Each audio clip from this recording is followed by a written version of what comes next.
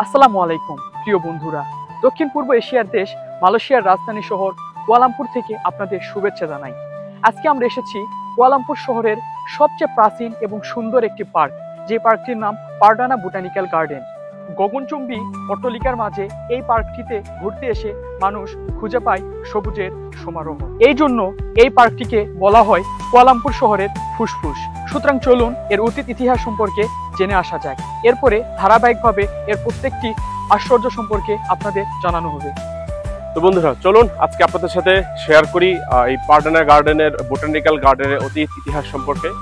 এই গার্ডেনটি মূলত আসলে এই আপনারা যেভাবে দেখছেন বা যেভাবে দেখবেন, এটা আসলে এইভাবে ছিল না। এটা প্রথমে একটা আমি যদি বাংলা ভাষায় বলি, ঝোপঝাড় একটা জঙ্গলের মতো ছিল।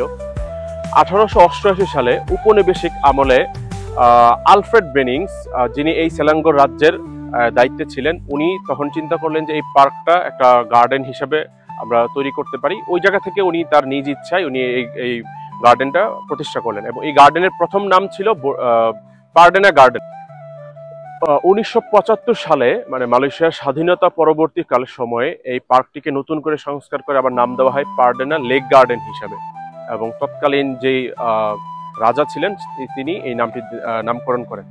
এবং এর পরবর্তীতে 2011 সালের দিকে এই পার্কটি আবার নতুন করে সংস্কার করে এবং পাবলিকদের জন্য উন্মুক্ত করা হয় এবং এই পার্কটির নাম দেওয়া হয় পারডানা বোটানিক্যাল গার্ডেন, যেখানে হাজার রকমের উদ্ভিদ রয়েছে, বিভিন্ন গাছপালা রয়েছে এবং আরো সুন্দর সুন্দর জায়গা আছে, সেটা আমরা দেখব।